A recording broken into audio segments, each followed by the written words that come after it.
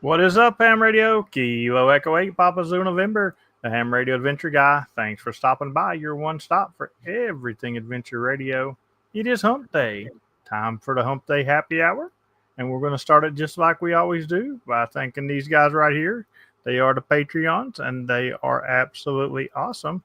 And it's about time to spend a lot of time with them again. Huntsville's right around the corner, and I'll be seeing quite a few. I'm sure quite a few of them will be on the back porch of the cabin, hanging out and causing a little bit of mayhem or whatever else we do. Also, big shout out to these guys here. They are the YouTube channel members. They are also equally important. And the ever changing board, which had changes. I like it when it has changes. Whiskey 1 Whiskey Charlie moving up to the number 3 spot. And Kilo Echo 4 Eastern Standard Time with his off-stream donation today moving up to the 4th spot. Thank you guys very much. Dan, before I cut you loose, what do you think about this leaderboard?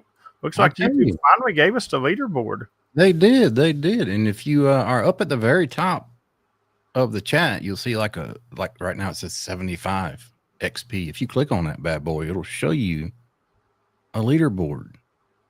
And there's a little question mark right here. And apparently YouTube has added this thing. What is it? It's a place for fans to stand out in the community. The top 3 get special badges in the live chat. It resets every stream.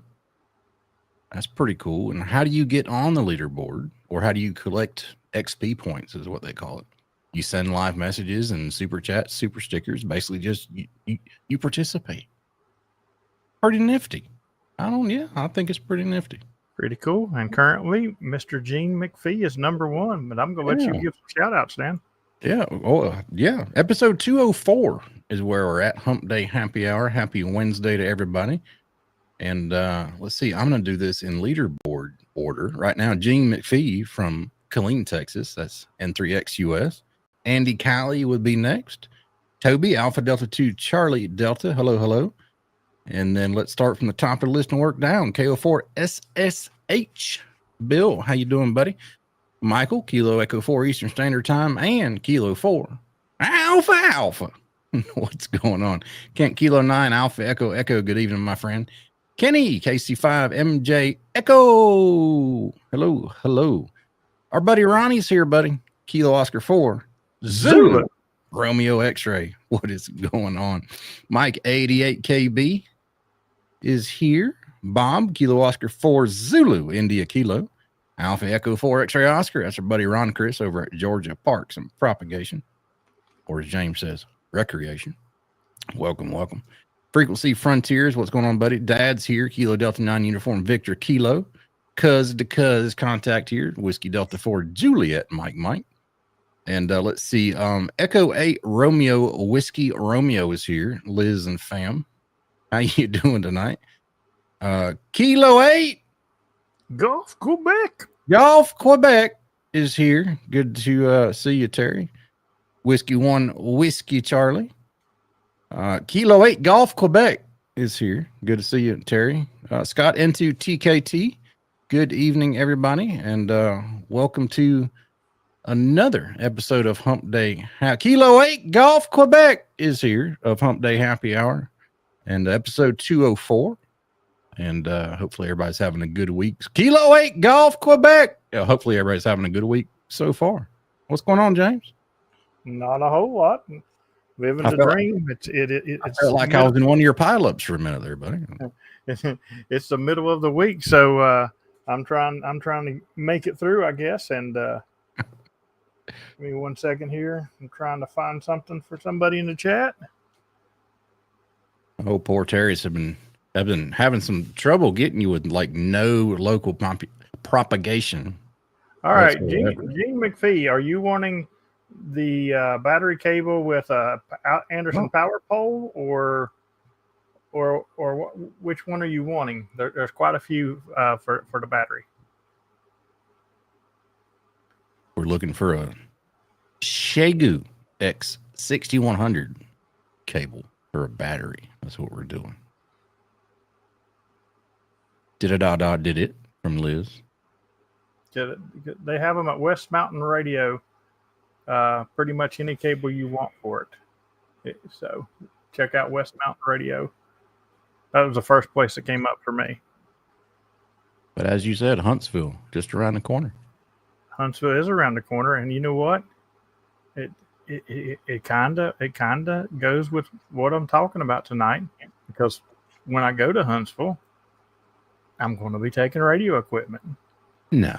And I wanted to talk about what people do to protect their radio equipment, whether it's in the field or if it's just taking it on a trip. I've done different things for different kinds of trips too. So audience participation will be great, and it'll also help you in that leaderboard challenge tonight. That's true. I guess Whiskey Charlie jumped on the number one spot already. Have you narrowed it down to the radios you'll be taking? No. But I mean, I'm going to be honest. I could really just take one radio and be happy. Yeah. I could take my new Yaesu and be happy, because that radio does everything all the other ones does combined. But I won't just take one radio. That would be uncivilized. So Dan, what is one thing that you absolutely are obsessive with when it comes to protecting when you're going in the field? Like transporting or in the field itself? Both. Interesting. Most of my radios will be in a hard case, like one of the Apache cases. One that keeps everything organized and everything like that. Except for my KX2. My KX2, I actually put in either my little single sling shoulder sack or just my Gigaparts Explorer bag. As far as being in the field itself, I'm not very protective of them. I throw them up on a bench and go. But yeah. I mean, but getting him to the bench and getting him back from the bench. So it's basically a Pelican case or something like that. Yeah. And that's basically what all my Yaesus are in, Pelican cases. Let me make sure I got. Okay, so we got the tan case for the XF1, the green case is the DX10, the orange case is the 991A. I don't remember what color the case is. I think it may be a tan case too, but it's a lot smaller. Is the 818. You know what? I don't have a Pelican case for the 891. I do not have a Pelican case for it, but it is in an 891 sleeve that goes in the Gigaparts bag, and that's another thing that I use to protect radios going in the field is my Explorer bag, because I've got an 891 case, and that's where that radio stays. My Elecraft actually fits perfect. I got the KX3, and it fits perfect in the 705 case. Mm-hmm. So it stays in there, and I've got two different Explorer bags. I have the original, and then I have the newer one that they came out with, and so I can put them in either one. I've got one radio and one radio and the other as we speak right now. But that's something I really like, is that Explorer bag, because it offers you a lot. It's very modular. Yeah, it is. I've got a case that'll actually fit the FX1. It's a little big, but it does fit it. I think it may have been a 7300 case, which I would have never used anyway, or it might be a 991A case. I'm not sure. It's one of the two. So, but I have had the FX1 in the Explorer bag before as well. The one thing that I'm in the chat here, sorry about that. Whiskey Charlie says, if you had to drive on a trip, 710 in a Pelican Apache case and a KX2 as a backup. Liz, I'll get back to your comment here in just a minute. I do see it. The Gigaparts bag holds the 891 tuner, mic, and keys very well. Robert said, keep all his whips in the Chameleon sling bag and radios in the Apache case. And to TKT, side rails and a backpack for the 891. And Liz said, always in the case to and from the vehicle, which I have to expand on this for a minute, which is why I wanted to skip the comment originally. I don't blame you one bit, because there's somebody in Michigan who likes to trip people. And I would always recommend having your radio in a solid case in case you accidentally get tripped. Matter of fact, I happened to see Liz's radio being packed in a case to the vehicle, and it was being packed by Rachel, and she was tripped on the way to the vehicle, and radio did hit the ground. So those Apache cases. The Apache cases are great, by the way, because I've dropped my Apache case, not on purpose, mind you, but it's like slid off the tailgate of my truck or whatever, and there's absolutely nothing inside was damaged. But they're great, and they're cheap, like price wise cheap. It's funny though, but the one thing that I'm really more obsessive about protecting more than my radios, my keys, is my expensive CW paddles. Yeah. They like, for example, I went ahead and, because I knew we were doing the stream, and I grabbed my pack that I had with me today, and I pulled 2 keys out of it, because of course I always have at least 2 with me. And we got this nice hard case. In there would be my Vomitech. And then I had this. Got my Traveler right there. Yeah. Nice hard case. I keep mine. I have a little tiny miniature Pelican case. It's about this size, and it's actually behind the green screen there, or I get it. And it actually has cutouts for my N3ZN and my Bengali Adventure, when the Bengali Adventure is not on the KX3, of course. So I'm really obsessive with that. My key, I guess key protection won't protect them from crushing, because they're in the metal case. So the metal case could still dent in, stuff like that. But the way I protect mine are actually like Altoids tins. What's nice about those is almost all my keys are magnetic on the bottom. So when you put them down in the bottom of an Altoid tin, they kind of snap into place, and you can even and you have room in there for, for your cable and everything else. Right. That's a good thought. Actually, one's an Altoid tin and one is a cotton candy mint tin from Buc-ee's that Anna gave me in Murphy. It's funny too, because I see there's all kinds of different CW people, and you will see people that have their keys stowed away like I do, and you'll see people that'll just reach in their bag and pull it out. I do have some 3D printed keys that are just laying loose in my bag, and I'll pull them out. One of them has already broke and actually been repaired, and I just got it back in the mail today. Thank you very much, Whiskey One Radio Charlie Papa, for that. because he found the problem. I handed it to him in Hamvention this year when I seen him, and he immediately found the problem. He said, "Oh, I see the problem. Yeah, see these nuts? They're nuts. That is exactly what he said. He's like they're gone." Oh, so. But yeah, it's funny that you mentioned protection of radios, because my 891, the 7300 that's been in the Apache case forever, over a year, and it hasn't even been opened. It's probably turned to dust by now. I'm not sure. My 891's in a protective case, but you would think I would put my KX2 in a hard shell case, but I don't. I just put a cover on it. So I 3D printed a little magnetic cover. I put that on the buttons and over the screen, and I just put it in my Explorer bag. That's the other thing I was going to ask the chat, if anybody uses any of those magnetic covers that go over the front of their littler QRP radios. See, now with my KX3, it's just in that 705 bag for the Explorer bag, but it's got rails, and it has that hard plastic cover over the face of it. So I don't really worry about it too much because it's pretty protected. So Yeah, I don't have a hardcover case for my KX2. you don't have the hardcover case for yours? Not for the KX2. No. Oh, okay.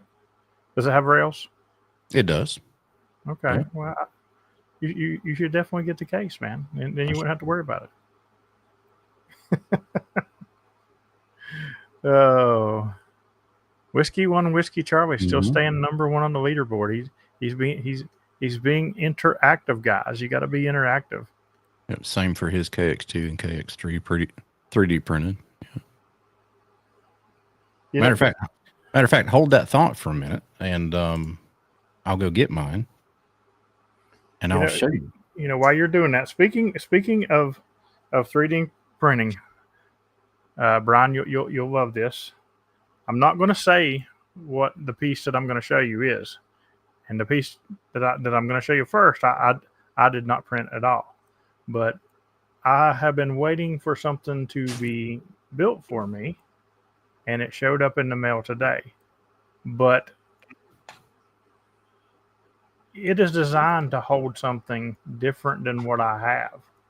And I can't even let it out what it's designed to hold because I'm going to give it away, and there's a lot of videos coming out this coming up week on it. But this is the device. But without ever laying measurements to this device, I knew that what had to go in here was bigger. So without ever seeing this device or the dimensions, I printed this, which will slide right down into there and give me the bigger diameter I need right there. So it's pretty cool. I did go a little too tall, so I'm actually reprinting one right now to make it out. But I was really, really happy that I made that just by my guesstimate of what it was made to hold and stuff. So it's pretty cool. I really like 3D printing. Good stuff. And that's another thing you can do to protect your stuff.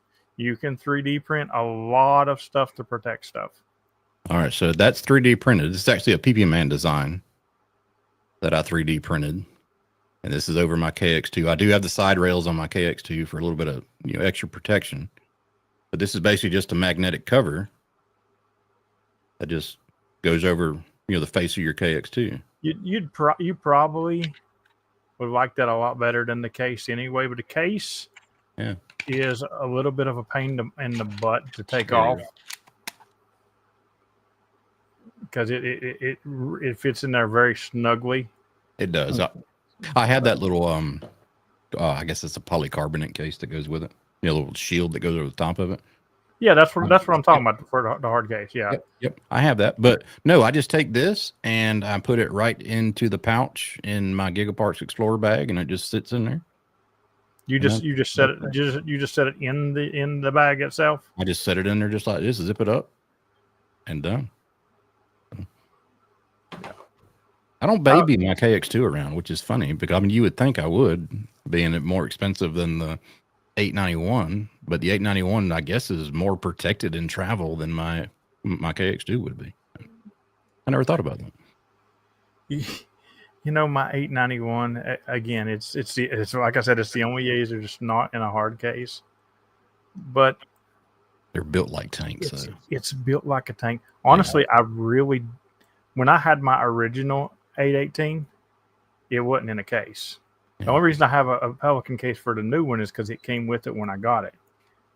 But just like the 891, the 818, they're tanks. You could probably set it down, drive your vehicle over it, hook it up to the antenna, and make contacts on it. Heck, you could probably do it with the car setting on it. I've accidentally dropped my 891 before, to be honest, and nothing more than just a little superficial scratch on it, but it's perfect.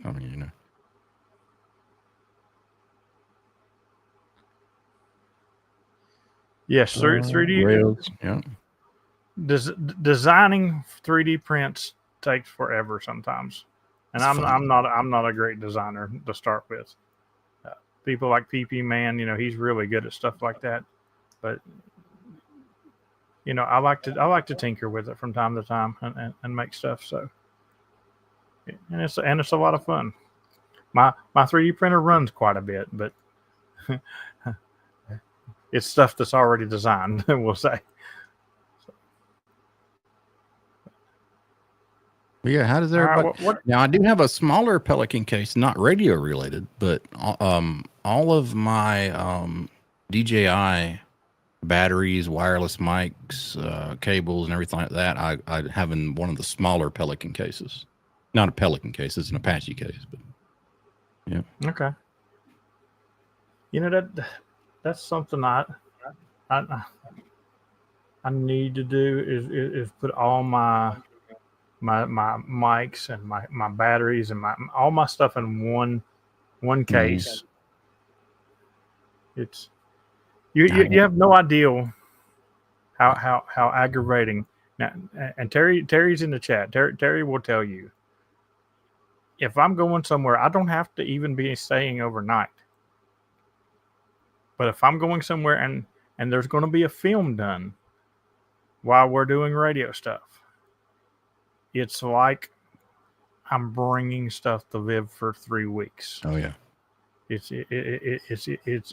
just absolutely crazy.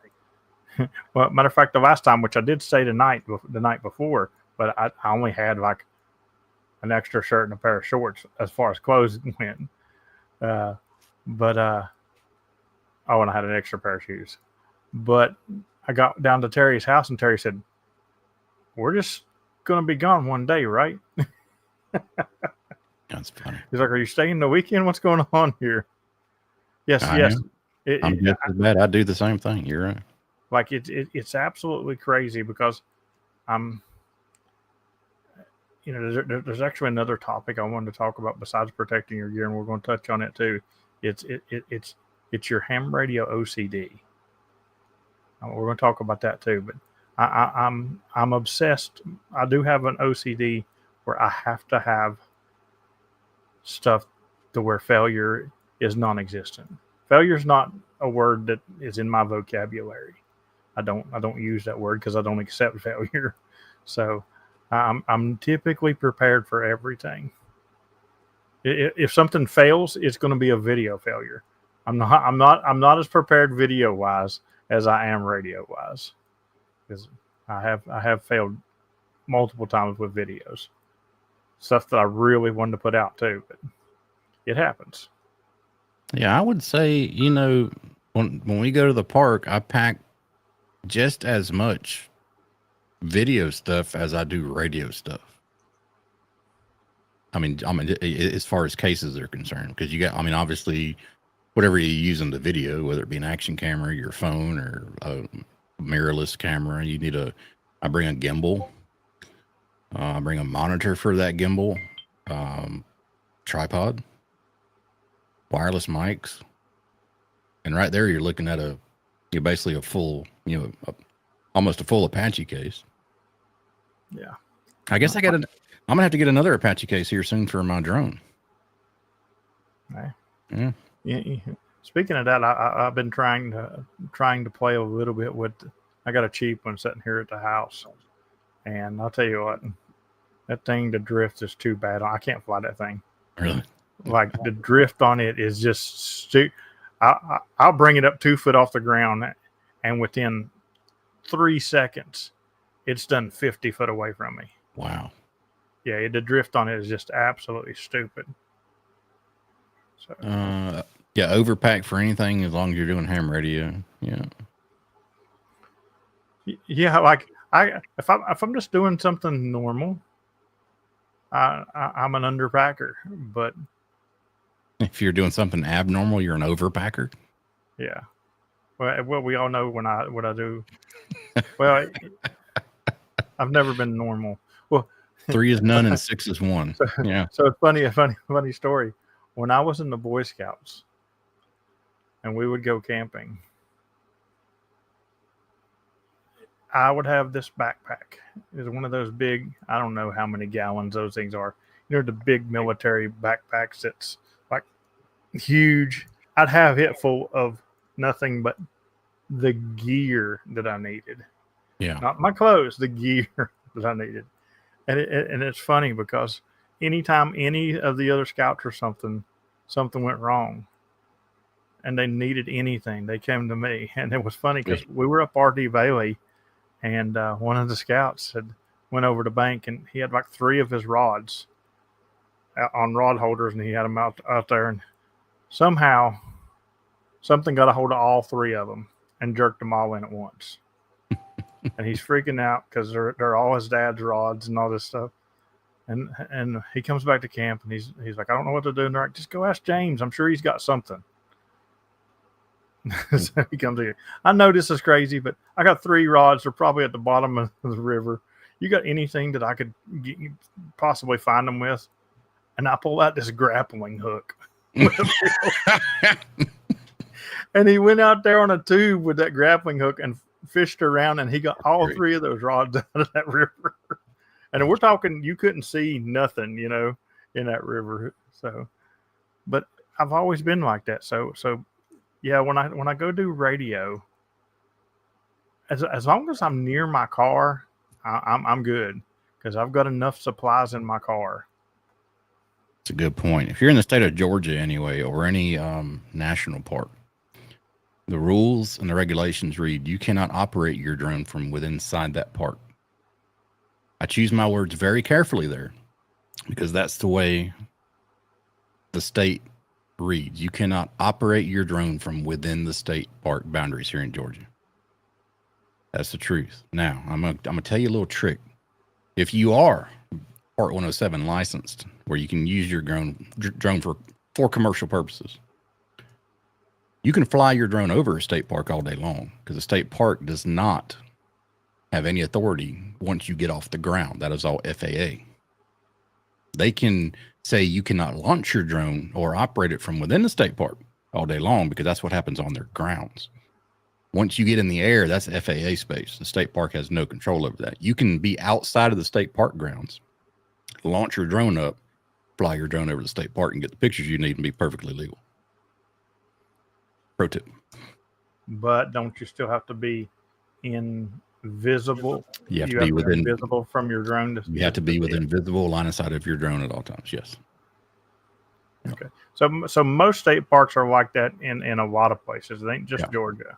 A lot of places are, for some reason, in state parks they will not let you fly drones.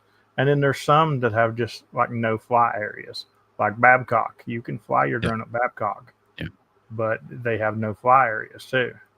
Now, if it's a no fly area, that's FAA. You cannot fly there. No, I'm saying it's a no fly area just for that park. They specifically say, that, like Babcock has signs that's near the mill, and you can't fly near the mill at all. It depends on if that area is marked on a sectional chart as a no fly area. It applies. Like Reed Bingham can put up a sign all day long and say no drones in the airspace above. They don't control that airspace. The FAA does.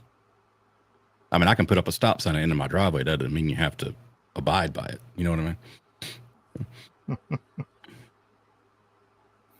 Really? I'd do it. Oh, it's fun. It's fun. I would. Listen, you put a stop sign at the end of your driveway the next time I'm coming through. You're gonna stop. And I'm gonna hide over in the weeds in my vehicle. And when Jamie pulls out of your driveway the next morning, I'm gonna hit her with the blue light and pull her over. You didn't stop. Sandy, what's going on? Welcome. But yeah, if anybody's got any other things that you want to talk about protecting in the field, let us know and we'll talk about them. If not, we're going to move on to the drone at Grand Bay A10. That's the man that right. I want to get drone footage of Grand Bay, not of the base. For those who don't know, Grand Bay is basically my home park, and where I normally activate it when the gates open, at least, is literally 1,000 yards, maybe, off the end of an active military runway, and it's awesome. Your place to go activate. You got A10, the A10s buzzing the treetops when they land and when they take off. But Unfortunately, Chris, that whole area is an MOA, and it's restricted. I can't even get 1 foot off the ground because that's into their airspace as soon as you get a foot off the ground.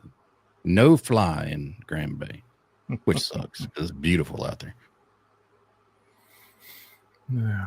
But the second topic of the evening is, what is your ham radio OCD? What are you just absolutely OCD about when it comes to ham radio? And I got one. And if you're in the chat and you want to come on and talk about them, we can even bring somebody in. Let me drop a link here. Let's drop a link here in case anybody wants to come in and talk about their OCD or talk about protecting stuff in the field. Either way, and if not, you can just put what your OCD about in the chat. Either way, Dan, what's your ham radio OCD? Wrapping up my coax. Wrapping up your coax.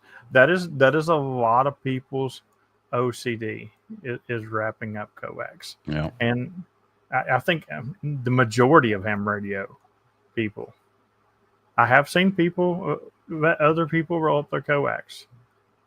I don't like to roll up somebody else's coax, and I don't like nobody to roll up mine. And it's funny because people will watch me and they'll say I'm doing it wrong. I'm doing it the way I want to do it. It's not wrong. And here's the thing. They'll say I'm doing it wrong because they'll say I'm not flipping it right. And then I can't remember who it was sitting there, and they said, he's flipping it the exact same way you do. His hands just move differently. Mm-hmm. I don't do the same exact arm movement that people does, but I have a very, very good technique that will wrap it. Eddie says he wraps his radio in a brown paper sack like a middle school textbook. Eddie, I believe that, man. I believe that. Okay, at least I'm not the only one here, because I was going to ask. All right, mine does not either. RG316, I have to actually just wrap it, kind of like that. It doesn't like to do over under. It gets really wonky. Like a 20 foot section of RG316 is hard to under wrap for me. So sometimes I just spool it. The hardest coax that I ever had to wrap was we were at field day one night, and Sherry had went somewhere in the car, and my coax happened to be in the car, and I was setting back up because I'd tore down for some reason. It was getting ready to rain, and I was just under a little shelter, and I'd tore down, but she was gone in the car, and I asked Teddy if he had any coax, and he said yeah. And he gives me a brand new, unopened thing of coax that is 150 foot long. Good Lord. And I didn't undo very much of it. I was content with that, the world's biggest joke. But somebody tripped over it and got it all tangled up. Oh, my And God. let me tell you, getting that 150 foot of coax. But I finally handed it back to him. I said, I'm sorry, man. I said, I'm never using your coax again, though. Oh, my. Yeah, does anybody else have any OCD tendencies when it comes? Are you? I do a figure eight on when you're saying 316. Are you talking about the little bitty stuff? 316? Oh, yeah, I can do a figure eight on that. I've got some RG16 that I do figure eight, Brian. It's not that bad. Now my ABR 316 actually does. I actually do over and under with it. So, but Chris, yeah, it's OCD to get 10 contacts. So that's my OCD, Chris. That is my OCD. It's not to get 10 contacts. Thank you, Michael. It's to get 12 at least. Like I have to have 12. I have been known to leave at 11, but I'm not happy about it. But I just got to go on because of time constraints.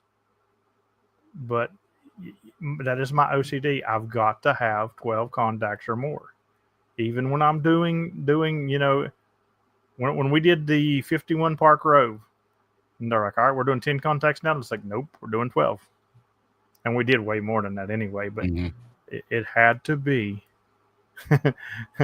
lately 10. No, even lately, I still lately is when I've been settling for 11 a couple of times, just on time constraints. And I'm still, the band suck. They're absolutely trash. But I'm still a little perplexed when I see people say that they go out for 3 hours to make 17 contacts. Or if somebody says it took them 4 hours to make 10 FT8 contacts. Yeah, I'm a little you might want to check into your setup. Yeah. Because I'm going to tell you right now, I go out every single day. I do not try to be in the prime time radio. I do try to go out in the early late when it's good. But I'm out during the worst period of the day, which is normally around noon Eastern time. Around noon Eastern time is probably about the hardest time of the day to activate. And where do you go? And 17 contacts is still going to take me under 10 minutes. Them boys in West Virginia don't know what 20 meters is.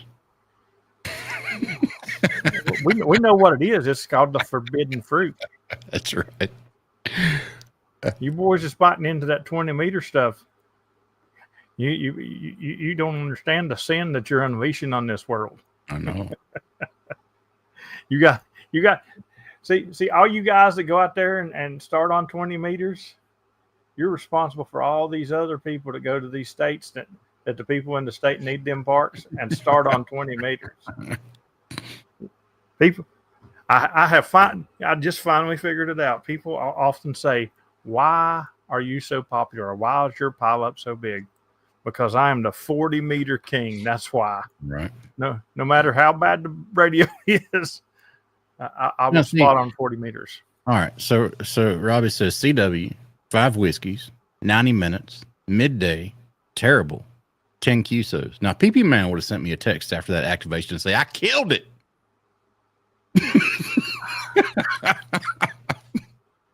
Robbie, how, man? How? Yeah. What I would have done there, Robbie, is break out 891 and run a hundo.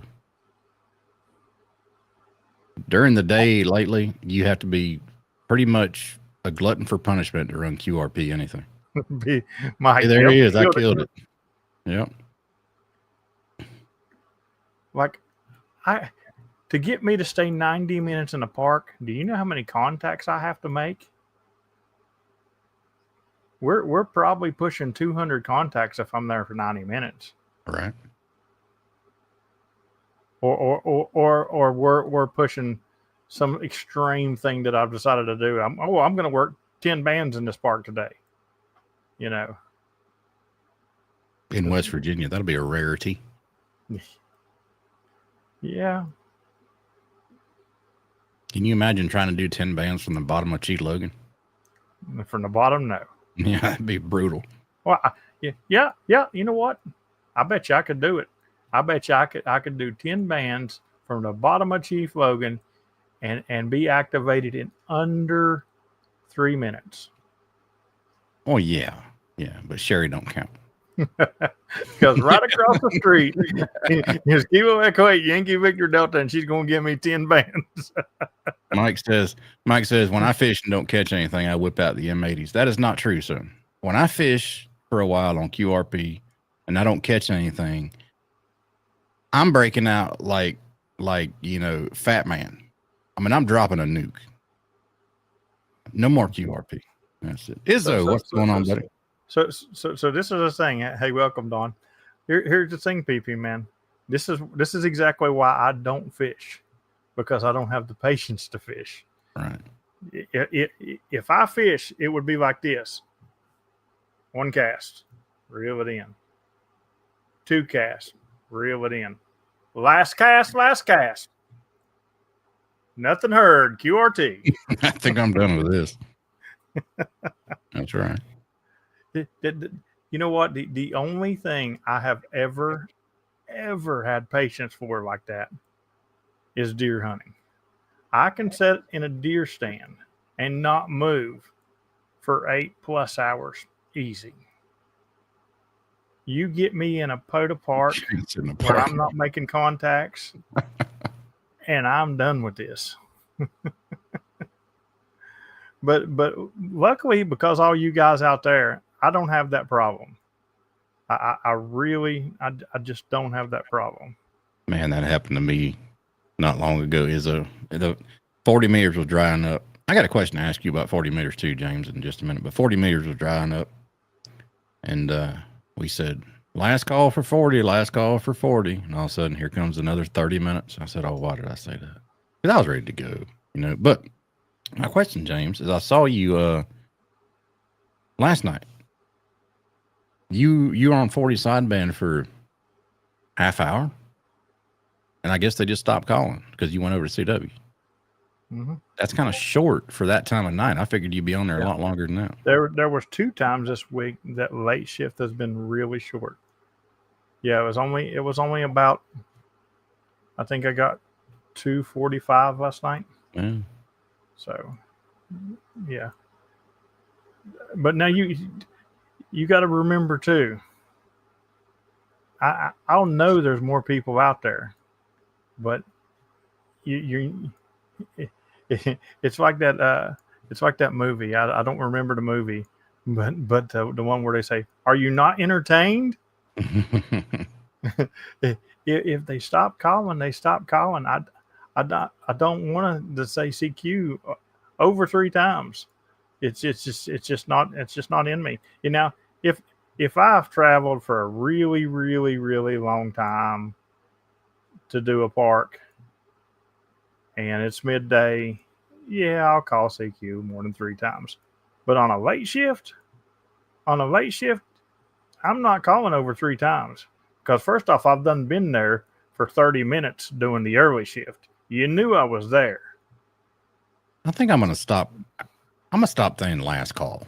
I'm just going to call CQ a couple times in QRT. Because there's always that. There's always that guy. I've been listening to you for about 35 minutes, and I just wanted to jump in here and say, well, why did you call me 35 minutes ago? I mean, what is it that is my activation that interesting? You listen to me for 35 minutes? Michael just said it. Yeah. Clyde will, if I say last call, Clyde will hit me every single time. And there's a lot of people that'll sit out there and wait. And I asked one guy, I'm like, why do you wait till the very end when I call last call? And they'll say, I was waiting for the bands to get a little bit better to make sure you could hear me. And I'm sitting there thinking, you're 20 over. Yeah. What do you want me to do? Jump when you call me? Yeah. I mean, I'll wait for a while if I'm going to work somebody with, another call. I don't want to do it back to back because, let some other people get in there, but yeah, last call a couple of times does bring in Crinkle. Yeah. Now on CW, I'll actually do a last call. I'll actually send the last call. I do too. Yeah. Now, I would tell you this. Today on CW, I walked away from a pile. Probably because they're acting like idiots, knowing you're. They were absolutely acting like idiots. You have some of the worst CW. I don't know. I got like 20 people out of it, and they were just all calling on top of each other. I'd send November 5 ? And I'd get every single call that's in that pile. And I sat there for a couple minutes and I said, you know what? I said QRT. Yeah. We should call that the PZN effect or something. You get PZN'd. You have some of the worst zero beat pileups and people calling over the top of each other. It's horrible. It's absolutely horrible. And when we started all this CW nonsense 2.5 years ago, James, they swore to us. Mm-hmm. They swore there's no lids on CW. Okay. That's what we were told. Come to one of my pile-ups. I'm right. I feel cheated. I was given misinformation when I started the CW journey. That's right. A video needs to be done to how you do your radio. I have a video about how. And it's crazy because Yeah. I'll hear like 40 people in there. Mhm. Calling at the same time. I know there's 40 different signals in there, and that's a pile. But you know what? If you can't listen when I call back, and another thing, guys, if you're doing CW and somebody is using an automatic CQ message, and you can tell if somebody's using an automatic CQ message when their CQ is the exact same every time. If they are using an automatic CQ message and you hear that, but you do not hear them come back to nobody, but you hear other people coming back to them, you can't hear them. Stop calling them because it happens all the time. I'll hear you. I'll call you back. I'll call you back 3 times straight. Then I'll go on and I'll hit, then I'll work a few people and I'll hit that automatic CQ again and you'll call back. You got to hear the operator, not their automatic CQ guys. You know what's just as perplexing as people acting like complete idiots in your CW pileup is when you have a CW pileup and you answer one dude and they don't answer back, and then you send CQ. No, then you answer a dude out of the pileup and you heard at least 10 people. Then you answer a dude, you pick a dude out and you answer him. You get to QSO and you send your call sign again. You send dit. And then it's crickets. It's like, where the hell did everybody go? Like, daggum. It's crazy because I really have the worst of the worst in my CW piles. And honestly, I deserve the best of the best in my CW piles, guys. How many people does CW activations and is pulling 2 and 3 calls out of those pileups and send them back to you? Not me. But I have the worst of the worst, and half the time they won't even answer when I call them right back. So there are some really good people, and I went on a roll the other day. I did a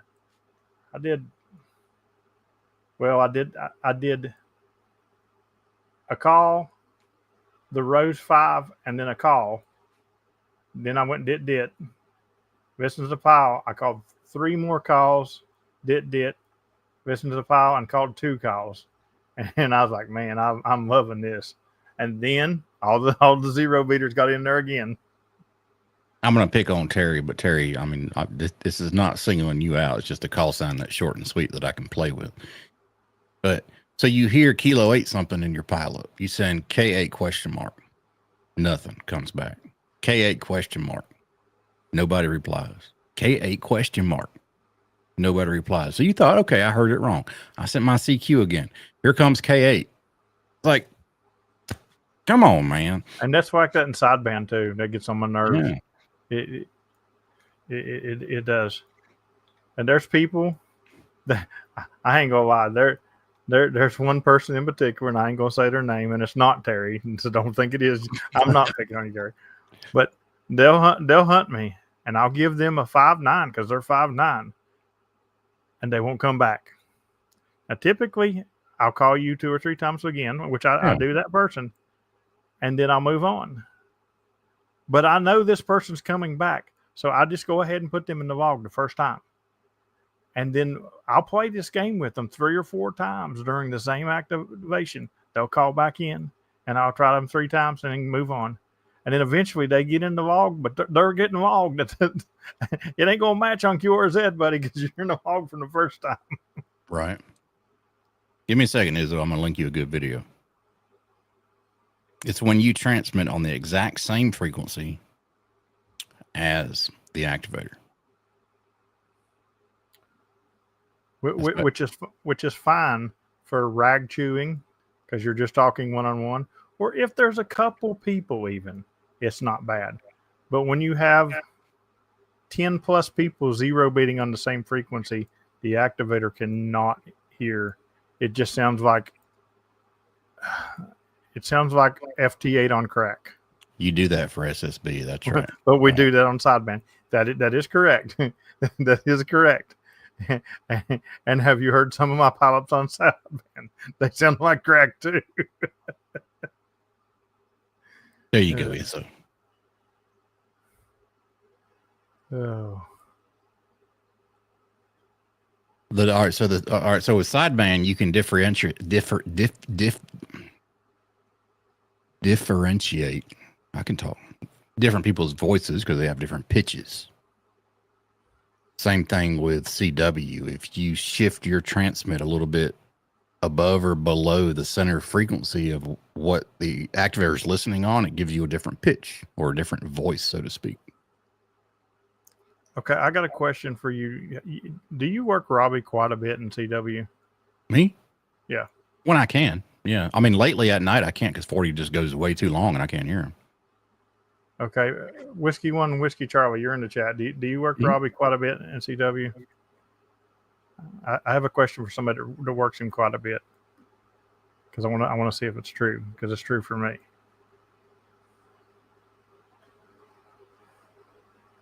Well, he says okay. Yeah. So does Robbie have a fist, or is Robbie always different? Because every time Robbie hunts me, he sounds different to me. He's a different pitch, or his fist is a little different, or I have the hardest time with Robbie, and most of the time he's already really low to me. That's because he might be using the steering column. I never know what Robbie's using. You're correct, and Robbie does straight key me sometimes too. Yeah.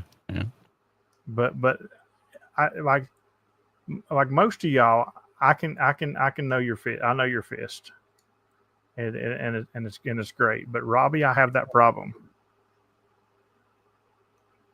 Uses a straight key at home. Yeah. Yeah. Different tone for sure. Yeah. He's always somewhat different, and it's where he's so light on me most of the time, and he's always different. It's so hard for me to get him because it's just like you're in my sideband pile up, and I don't know your tone. You can't scream Mickey Mouse because I don't know your tone. I got to get me a bug. I'm going to get me a bug so I can just swing in your pileups. Bugs are rough for me. When I've got you, I've got you. You know, once I get used to, there's a couple of them that they can hit me, and I love it. There's no doubting who it is. But man, it's rough when I don't got you. Yeah, Brian, you do switch a little bit and go to different stuff. So when you're on your bug or your straight key, it does throw me too.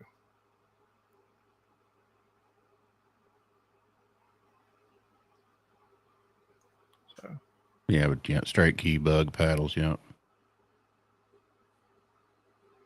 And that's like Larry had a question in Discord today, and I'm going to tell you my answer. So his question was learn CW on a paddle or on a straight key. And my answer was, what are you going to be sending with when you're done learning it? Because there's no use to learn it twice. Because if you learn on a straight key, you're going to relearn on a paddle. If you learn on a paddle and you switch to a straight key, you're going to have to relearn it. It won't be as hard because you know the dits and dahs and stuff, but it's a totally different thing.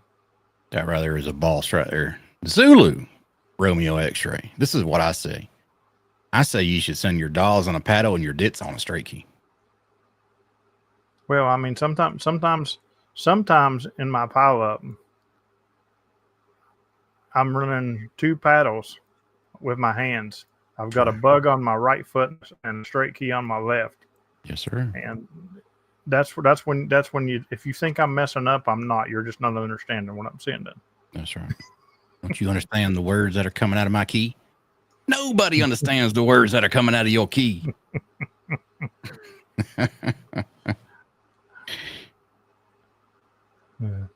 Yeah. See, So that's a pretty good comment. I would learn paddle first. That way you know what good code sounds like. Because with a paddle, you have an electronic keyer to help your timing between a dit and a da, the spacing between elements. I'll tell you, right? I'm horrible with a straight key. I've Yeah. never even tried. Well, I've barely touched a bug, but I've never actually sat down and just tried to for 5 minutes to send with a bug. Mm-hmm. So I sent with a straight key in Orlando. They had one set up in the tent at POTA, I believe, and I made a contact on it, and it felt weird. I mean, I did it okay, but just not something that I'm familiar with. I made my very first straight key contact, and maybe my only straight key contact. No, I've made a few other ones, but my very first one was a 2 meter 2 meter CW, but I was on sideband and they were sending to me, and so I sent it back with the straight key. Terry tried it once and it sounded like a choo-choo train. I remember that. I remember that. That was horrible. I was like, what is this train noise that I keep getting on my radio? This is the thing. See, the weird thing about straight keys with me, if I send fast on a straight key, that's like 16 words a minute. Because I can't get the wrist action down right. And I know there's a technique to it, and I just don't straight key, so I don't know the technique, right? So I just do the best I can. But if I were to send 16 words a minute on a paddle, man, I'd probably slap myself. It's hard for me to do that. Yeah. Like even 18 now is really hard for me to send on because my fingers want to move so much fast. And this is why there's no need to do that. Because just because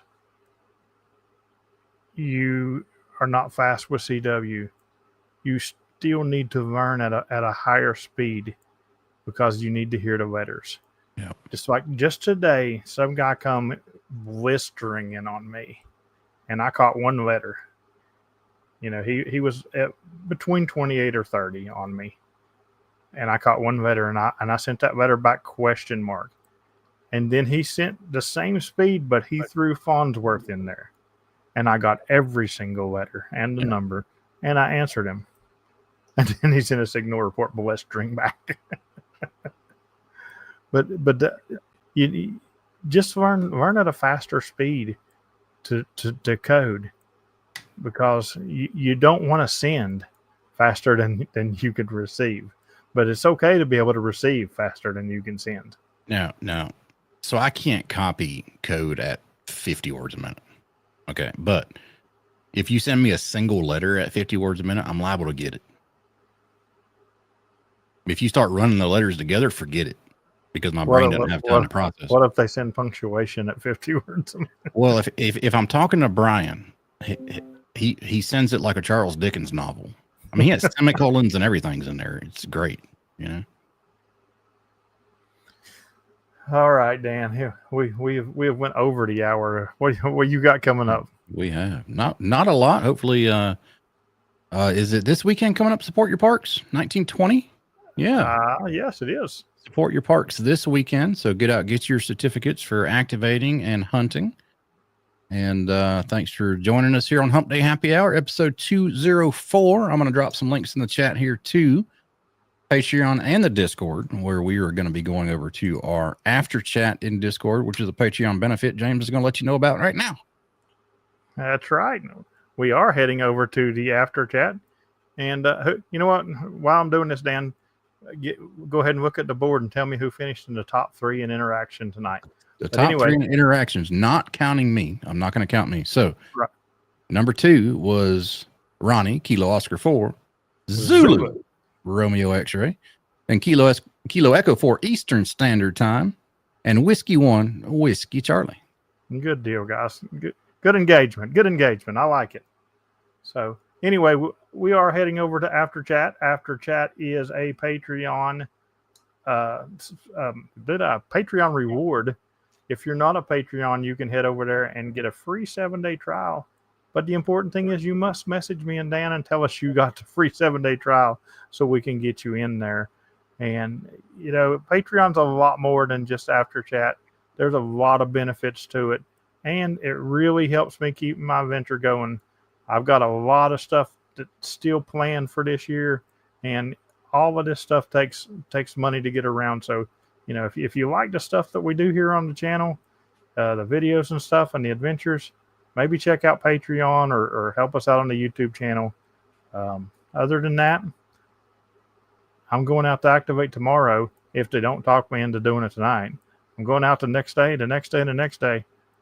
And we're going to drop a video tomorrow. And tomorrow's video is the first video in a new series.